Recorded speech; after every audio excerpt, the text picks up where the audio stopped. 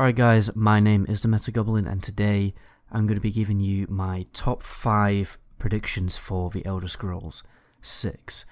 Just before I jump into the video, be sure to give the video a like if you end up liking the video. Be sure to subscribe so you don't miss my next video, because my next video I'm going to be going through a lot of really great big content mods for Oblivion and Skyrim that you can play while you are, waiting for The Elder Scrolls 6. Anyway, let's jump into the video. So my first prediction, I've been looking at I've been binging fan videos and overanalyzing the trailer, and I think it's pretty obvious by now where this trailer is set, this teaser trailer.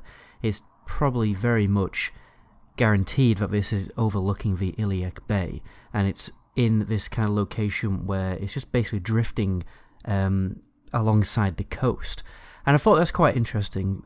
You're putting your teaser trailer on the coast of a really, fairly large bay. And I thought this was quite interesting because, this is quite a large spit of water, right?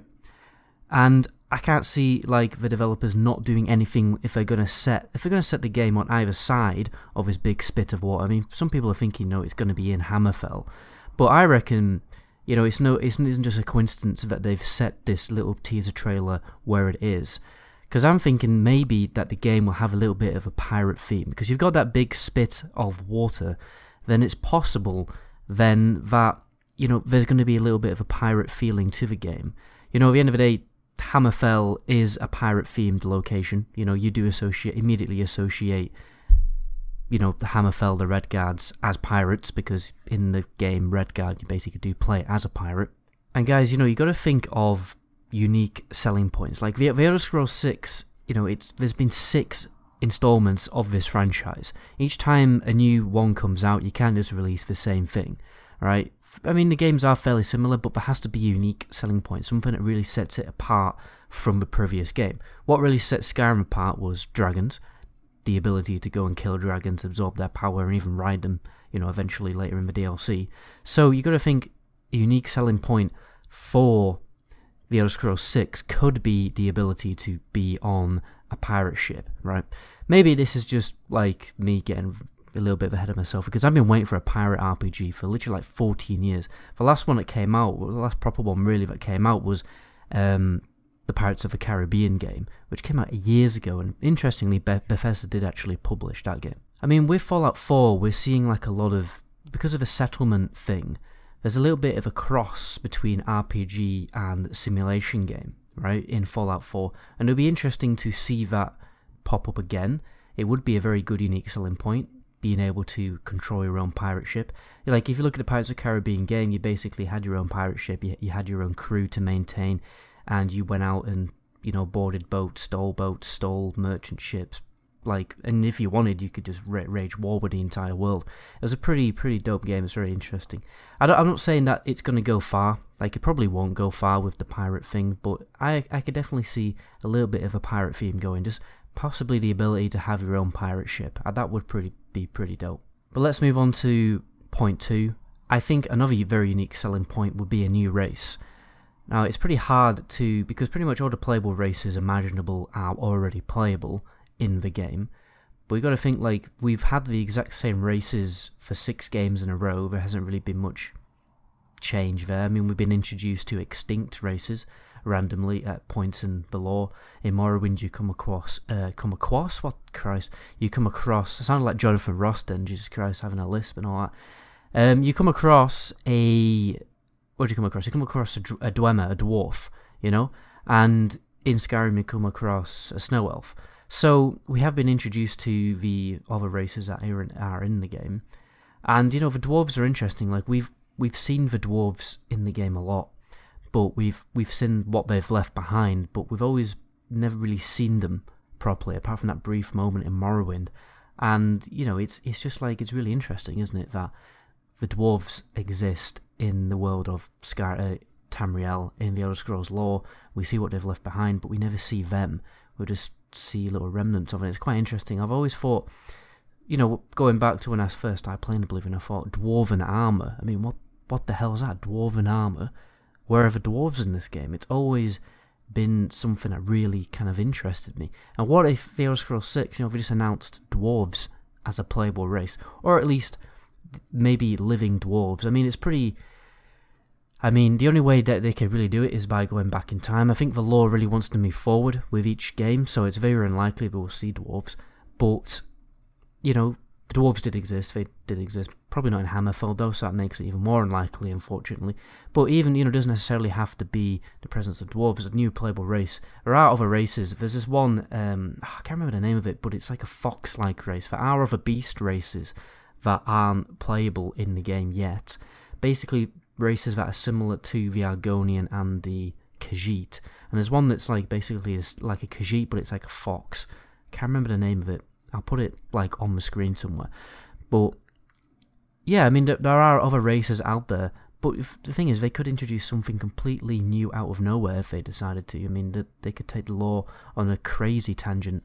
And I think that would be a really good, interesting, unique selling point, a new playable race. For number 3 on this list, I have new skills. I think it's probably inevitable that we aren't going to have the exact same skill set as the Skyrim did, because with each game the skills have changed slightly, like skills have been taken away, or old skills have been returned, or new skills have been added entirely. We can probably see like a little bit of a skill swap up, a little bit of a change from Skyrim. For instance, I really like hand-to-hand to come back, because, you know, hand-to-hand in Oblivion was pretty dope. You could go pretty crazy with it, and there was unfortunately like a limitation. We did do a live stream playthrough of it recently, and we did discover those limitations of a hand-to-hand playthrough. It just simply doesn't do a lot of damage. But, you know, we were able to... It's a playstyle which is fairly unique to Oblivion. It hasn't really come back. You can actually do hand-to-hand with the heavy armor tree in Skyrim, and it's actually better. But yeah, I mean, like, there could be new skills added to the game. There could be old skills brought back. I'd really like to see acrobatics come back. That's one of my favourite skills to mess around with. And there's a climbing skill in Daggerfall, for instance, which was quite interesting. There's language skills, etiquette skills, and there's loads of... There could be a new school of magic introduced to the game. Although I think the schools of magic in Skyrim and all the Elder Scrolls games really do cross absolutely every possible field imaginable, but they could just rename them slightly and revamp it slightly. I've always been unimpressed by the conjuration tree. Skyrim slightly improved it, but you know, in Oblivion it was kind of sucky. Like, all you could do is summon stuff, and Skyrim, what they did is make it a bit more necromancy, which I did like. But you know, you've got mods which really take it a lot further, and you really do feel like a proper necromancer with these with certain Skyrim mods. And I think something like that would be interesting, just renaming Conjuration to Necromancy and going balls to the wall with it. You know, being able to summon your own skeleton army and having drain life styled spells and stuff like that could be interesting. You know, just developing the already existing spell trees and making them, well, just expanding on them and making them a little bit more interesting. Because there are a few schools of magic which, you know, people just can't really be bothered messing about with unless they have mods, because their abilities are fairly limited. But yeah, I mean, they could do something like that. I mean, they could introduce a new weapon type. I mean, we're going to into another topic here, but they could introduce spears, or... I really hate... I mean, what do we... Yeah, I may as well jump into my next point, which is a new core gameplay mechanic. One of the unique selling points of Skyrim, I remember watching the trailers before it came out, was the left-hand, right-hand thing. You know, you could have spells in your left hand and your sword in your right hand and switch between it very quickly. That thing, personally, I hated. I don't know if everyone hated it, but I hated it, right? Because I just found the gameplay fairly restricting, because now and again I wanted to have a two-handed weapon and use magic. Maybe I don't take that criticism, but I don't know whether it was a criticism in the first place. I don't know whether most people liked it or hated it, to be honest. But yeah, I absolutely hated it.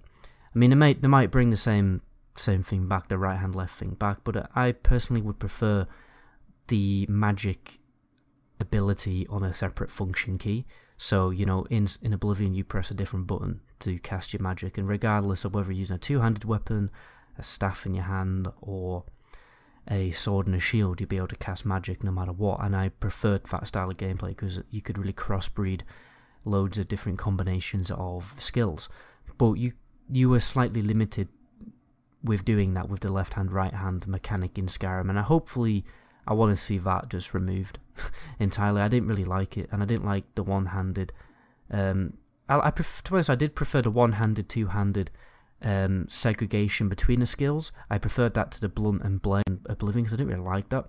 Because sometimes you find a really good blunt weapon, you won't be able to use it. I didn't like that too much. But yeah, a new core gameplay mechanic. I don't know what the hell that could be, but maybe, you know, the ability to dodge.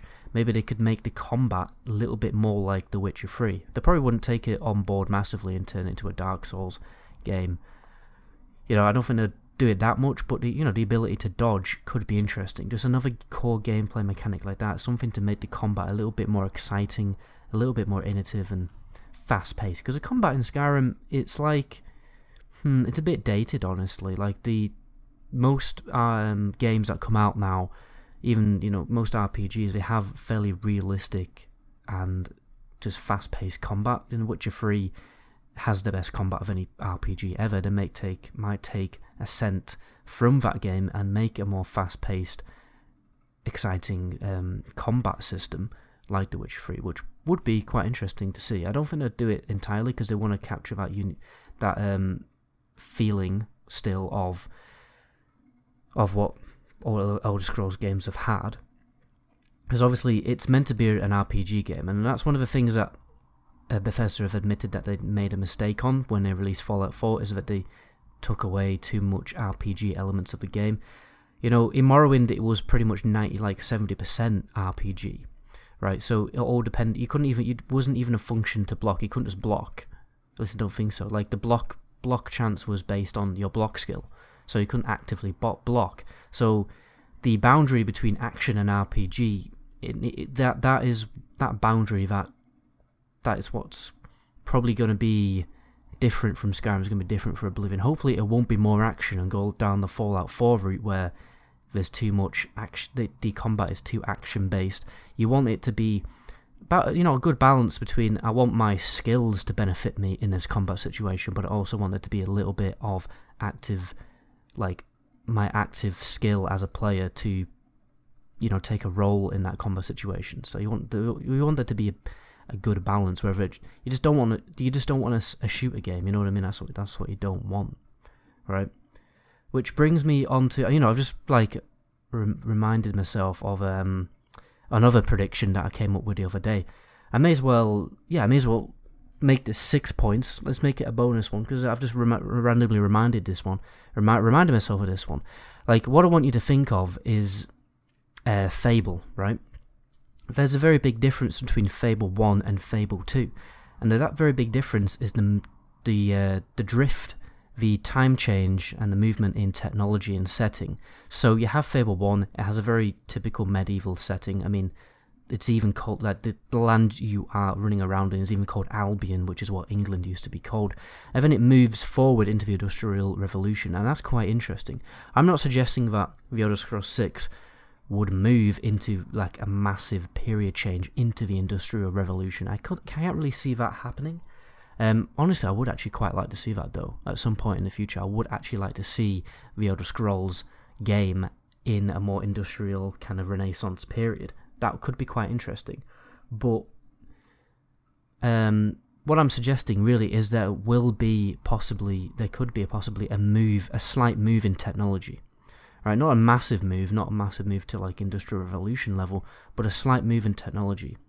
So, I mean, that could be in the form of guns, for instance, very like early guns. We could see guns in the game. At the end of the day, you have World of Warcraft, which isn't massively into the Industrial Revolution, but you still have guns in that game, right? So there could be a little bit of a shift in technology. We could see guns or other contraptions or other technologies, which could be interesting. I mean, at the end of the day, the Dwarven technology is pretty way ahead of itself. A Dwarven technology in the Elder Scrolls is basically Industrial Revolution level. It's really like up there.